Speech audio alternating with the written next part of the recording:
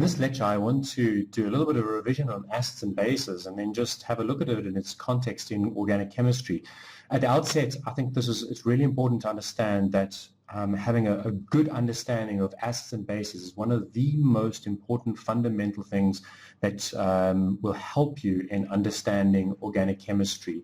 And unfortunately, a lot of times acids and bases are sort of taught and becomes a lot of calculations which hide actually the simplicity of the ideas behind acids and bases.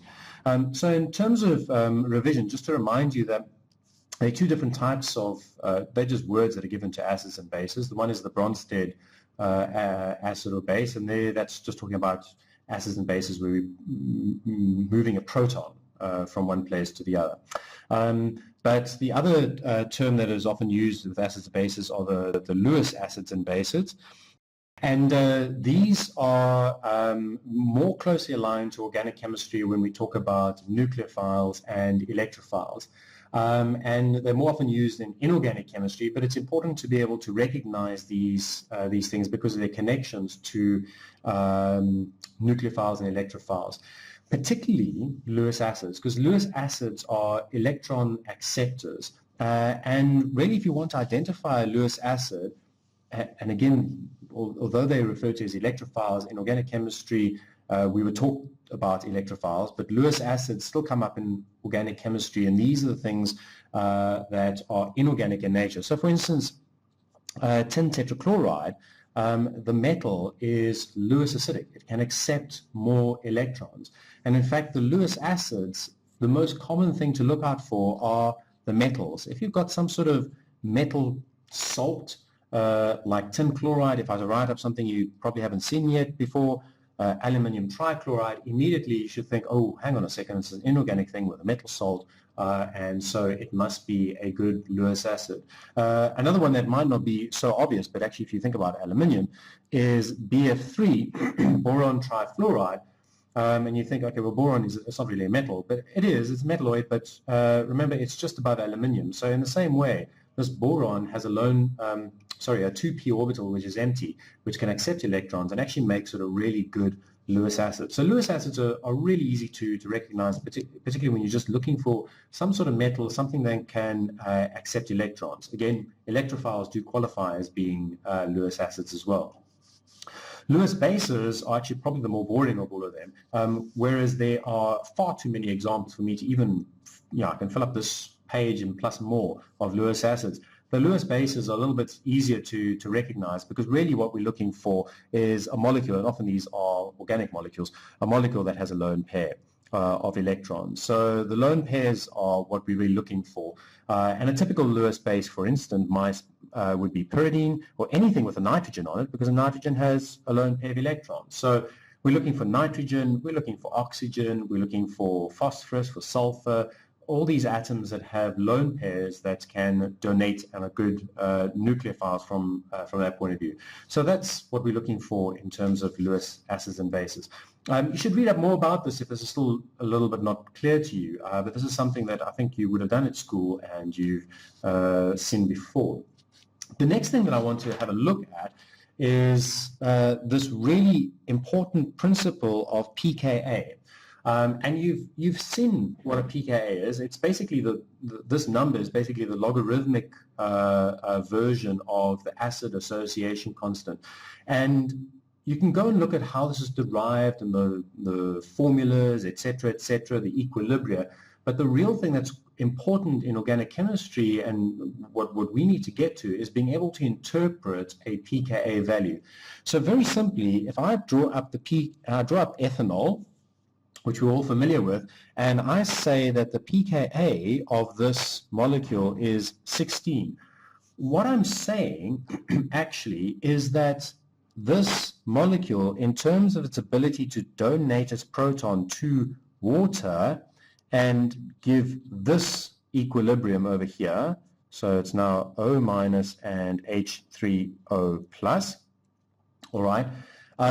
If I draw up this equilibrium over there, what this value is telling us is that this equilibrium lies to the left, all right, when we've got numbers which are positive, it's lying towards the left, in other words, this over here, and the value is, in terms of it lying to the left, is 10 to the 16. That is an extremely, extremely large number, all right? I don't even know how to describe it in terms of actual numbers. They'll call it a gazillion, all right? But essentially what it's saying is that this equilibrium is nonsensical. For all intents and purposes, if you take ethanol and water, that's what you will have. You're not going to have this at all. All right. This principle is incredibly important, and we're going to see later how this affects reactions. Okay, we're not going to use these big numbers. We want to use the pKa. We need to interpret them, and I'll put up another example, and that is of acetic acid. And acetic acid, its pKa is typically, well, it's about 4.7, but for carboxylic acids on a whole, they're normally around about 5. So I'm just going to call it 5. We're not going to quibble over the comma values for this.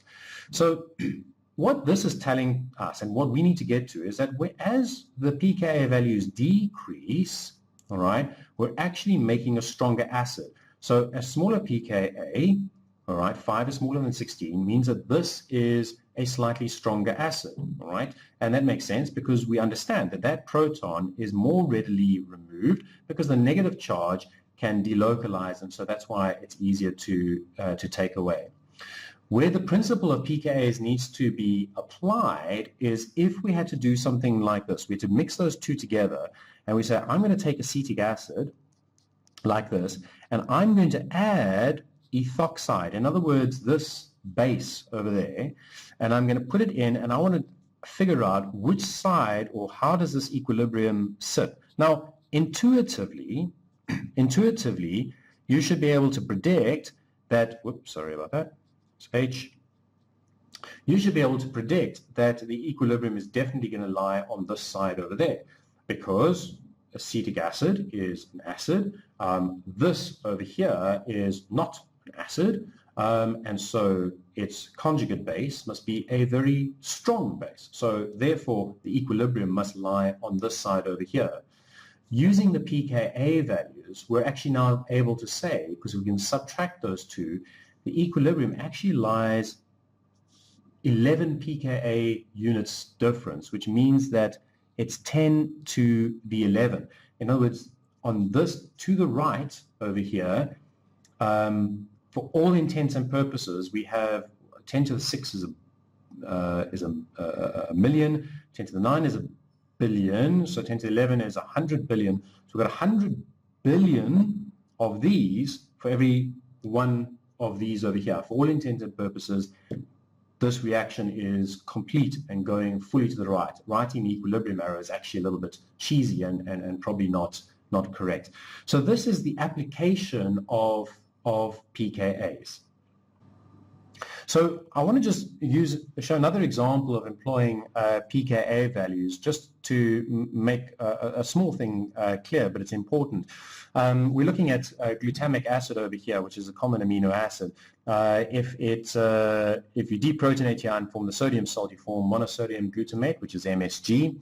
And MSG, is just this salt, and it gets used in cooking. It's completely harmless. Anyway, it's these pKa values which I want to just speak to, because there's shortcuts that we use in chemistry, and that can sometimes cause confusion. When we give a pKa value, what we are actually talking about is the fully protonated functional group. So when we talk about this carboxylic acid having a pKa of 2, it is fully protonated. There's nowhere else that protons can go easily, and so we're talking about these protons, and this carboxylic acid has a pKa of 4. The difference in that, by the way, you should maybe think about it. It's not, if you're really smart, you can probably come up with a reason for why there is that subtle difference. You can talk to me in class about it.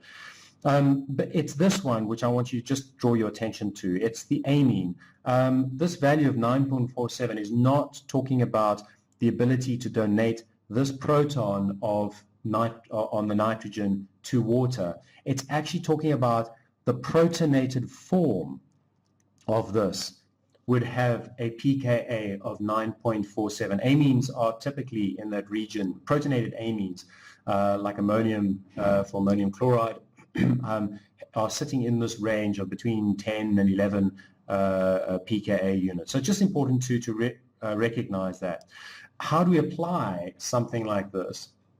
Well, we apply it in terms of, for instance, saying if we had to add a base, so for instance, sodium hydroxide to this molecule over here, which atom or which proton would be taken off first?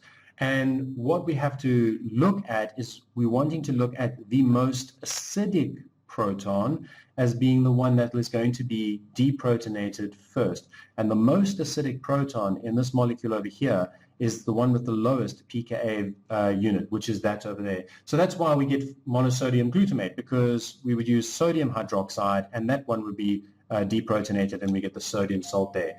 If we had to add excess sodium hydroxide, we would end up with the second equivalent would deprotonate over there, because that's the next highest. And if we continued adding more, we would then deprotonate over there and we would get the free amine. All right, so that's the steps that are taking place in terms of the interpretation of these values. What you should think about is what happens if I had to take this molecule and, for instance, it goes into the stomach. What would its speciation be? What protonated state would it be in if we had to stick it into the stomach? And the stomach is around about a pH of 1.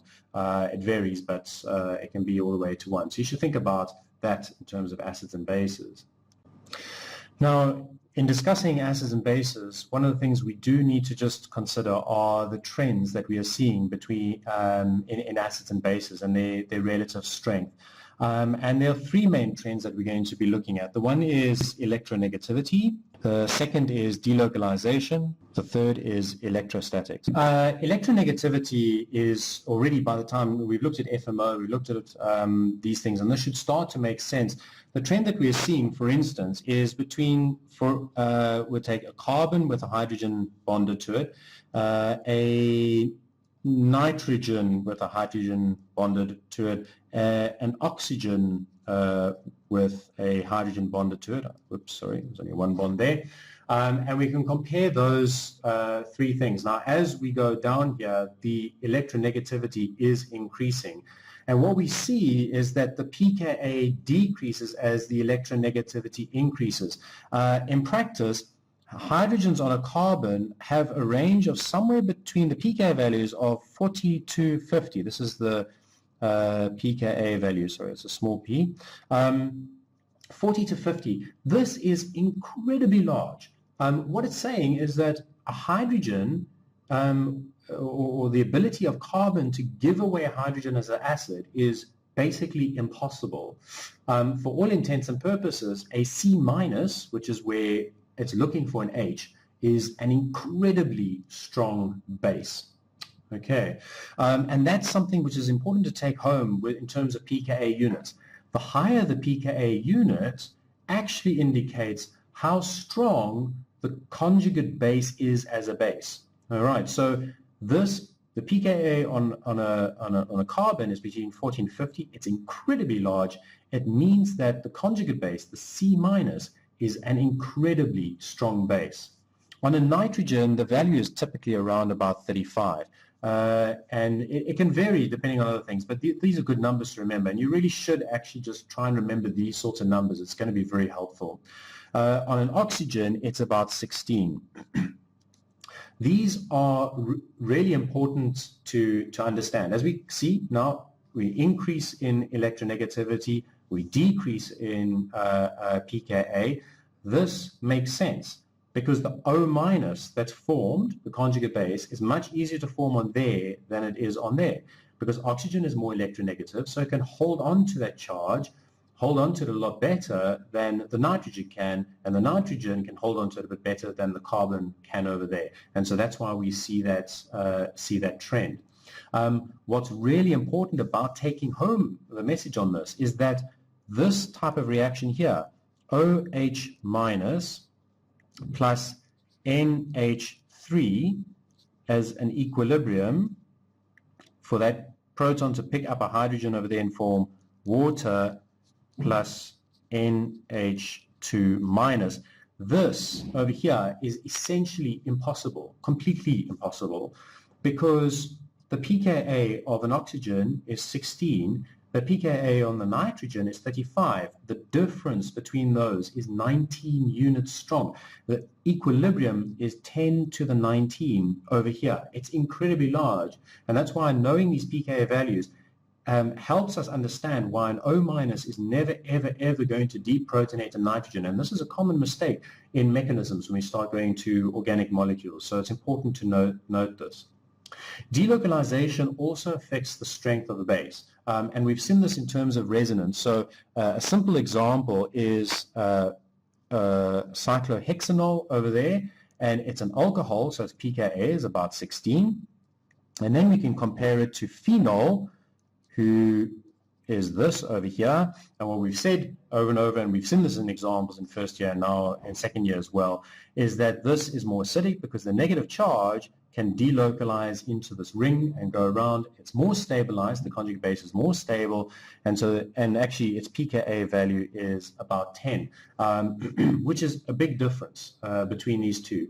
So any kind of delocalization will make a conjugate base more stable and therefore less basic. Higher number, stronger base. This is the lower number, it's the weaker base of these two over there. The last feature is a very subtle feature, which is electrostatics. We've seen it in terms of resonance and delocalization, and it's just the fact that if you have something, for instance, if we have acetic acid, which has a pKa of around about 5, carboxylic acids are typically around 5. If we had to put in fluorine groups, so it's exactly the same thing, but we put 3 fluorine groups on the carbon over there, the pKa of this now becomes -1. It's very low. It means that this is actually a very strong acid. And the difference here is because of electrostatics, fluorine is electronegative. It means that the conjugate base, all right, the reason we've got such a low number over here is because that proton can very easily be given away, because the negative charge not only is delocalized, stabilized, but you have these fluorine atoms over here pulling the electron density away, pulling it towards itself over there. This effect it's like the moon on the tides.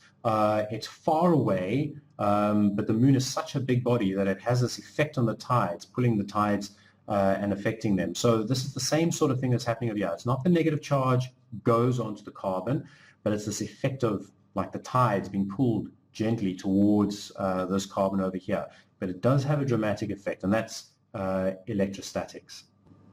So just as a final example to kind of show the application of the pKa values, I can look at this molecule over here and I can tell you, and you don't need to know this value yet, but this proton on this molecule happens to have a pKa value of 20. Obviously, that's a whole lot lower than what I've said carbon is normally supposed to be between 40 and 50. And you should actually think about perhaps why that one is like that. But irrespective of that, this has a pKa of 20. And the question is, which of these 4 bases is strong enough to deprotonate that proton? And we know it's a pKa of 20. So now what we need to do is we need to go and have a look at, well, what is the pKa of all of these things? So this is ethoxide. It's an O-, and that value is 16. This is sodium amide. It's an N- on it, and a nitrogen has a pKa of 35, an N-. All right, so in other words, the NH would have been 35, so the N- is 35.